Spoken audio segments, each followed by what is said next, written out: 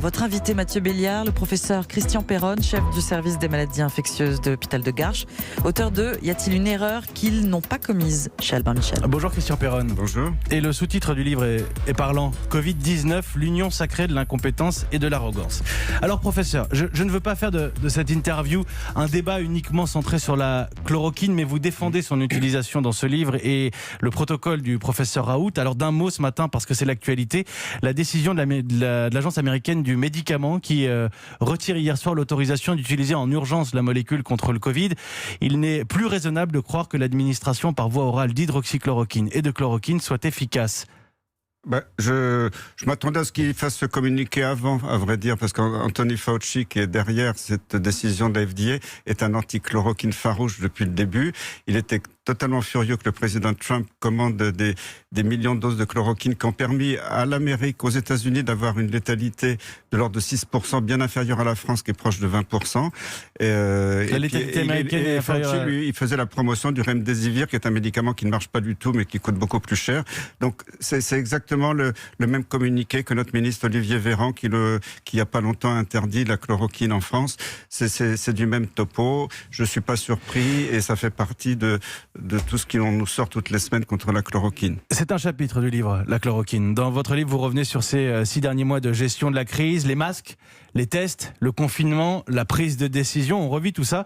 Il faut le dire, sans ménagement. Pour le coup, vous cognez, c'est le mot, sur l'exécutif, sur les autorités sanitaires.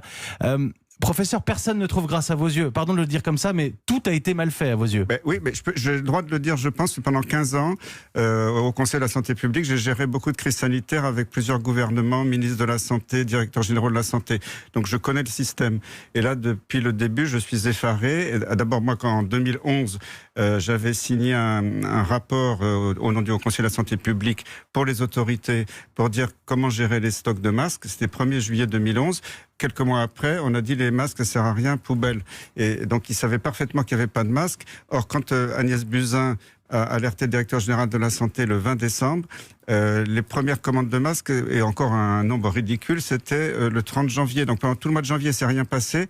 Alors qu'en Allemagne, si vous regardez bien, les Allemands ont envoyé à tous les laboratoires comment faire les tests et tous les laboratoires. La politique de tests en Allemagne qui était en avance par rapport à la nôtre. Pour le coup, ça, on en a parlé. Alors, il y a la commission d'enquête parlementaire qui débute aujourd'hui ses auditions sur la gestion de la crise.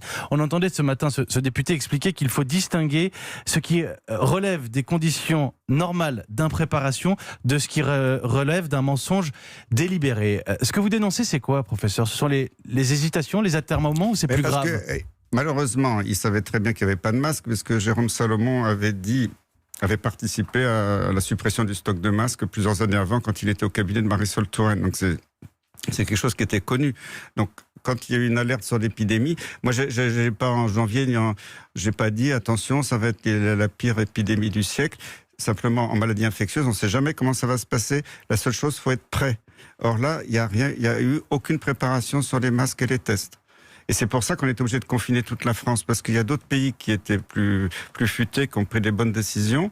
Il y avait les masques pour isoler les gens, les tests. On a confiné que les malades, les personnes autour d'eux qui pouvaient être contaminées et les personnes fragiles, notamment les personnes âgées. En France, on a confiné tout le monde et on voit d'ailleurs que les résultats des pays qui ont fait ce confinement généralisé n'ont pas les meilleurs résultats, loin de là.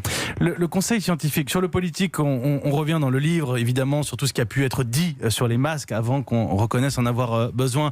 Le conseil scientifique, je vais laisser le côté politique un instant, les professeurs du conseil scientifique. Il faut bien lire quelques règlements de compte dans votre livre, et d'ailleurs vous le reconnaissez, beaucoup d'entre vous, vous connaissez tous. Vous les accusez d'abord d'incompétence, d'attentisme ensuite, mais plus grave, vous tentez de les confondre sur leur déclaration d'intérêt.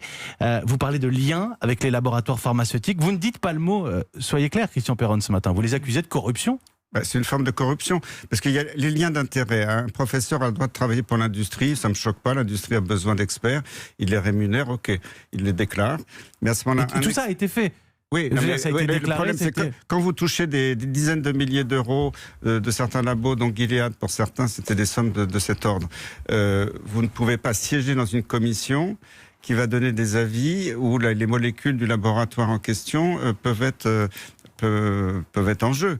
Ça, c'est une faute grave. Et au Conseil de la santé publique, c'est pareil. Il y a des membres qui ont participé aux décisions, qui auraient dû être exclus de la décision. Moi, j'étais président au Conseil de la santé publique pour les maladies infectieuses.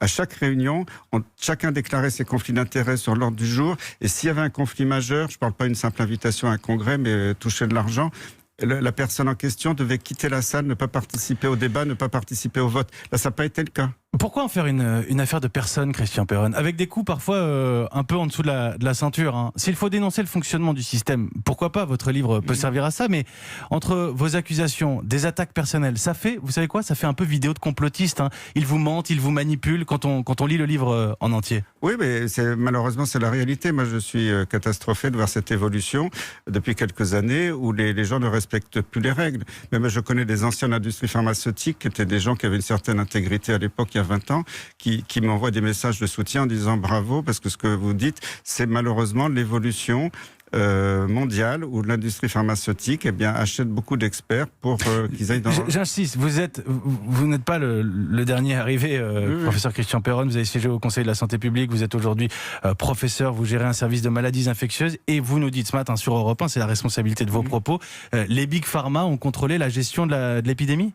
En partie, oui, bien sûr. C'est ce que vous dites. Attendez, il y a un mois, vous m'auriez dit, vous savez, le New England Journal of Medicine, le Lancet sont les plus grandes revues du monde. Ils disent que ceci et cela sont les médicaments. Vous m'auriez dit, vous racontez des bêtises. Il se trouve que maintenant, il y a une reconnaissance mondiale que tous ces journaux ont publié des articles frauduleux et tout ça sous pression de qui ? On se demande. Bon, chacun se fera un avis en lisant le livre. C'est pas moi qui vais trancher ces débats. Je ne suis pas professeur de médecine. Christian Perron, chef du service des maladies infectieuses de l'hôpital de Garches. Y a-t-il une erreur qu'ils n'ont pas commise chez Albin Michel ? Je vous remercie d'avoir répondu à nos questions en direct ce matin. Simplement une précision sur ce qu'on a dit au début. Il n'y a toujours pas de preuve non plus de l'efficacité de la chloroquine. La preuve, elle est établie. Avec un protocole sanitaire tel qu'on le reconnaît d'ordinaire. Un protocole parfait où il y a la mesure de la charge virale. Maintenant, il va y avoir 3700 malades publiés. Il y avait une étude randomisée, donc avec tirage au sort en Chine, qui était publiée déjà depuis longtemps. Donc la preuve, elle est là. C'est la mauvaise foi qui dit qu'il n'y a pas de preuve. Christian Perron, y a-t-il une erreur qu'ils n'ont pas commise chez Albin Michel ? Merci beaucoup. Il ne s'agit pas que de la chloroquine dans ce livre, vous l'aurez compris.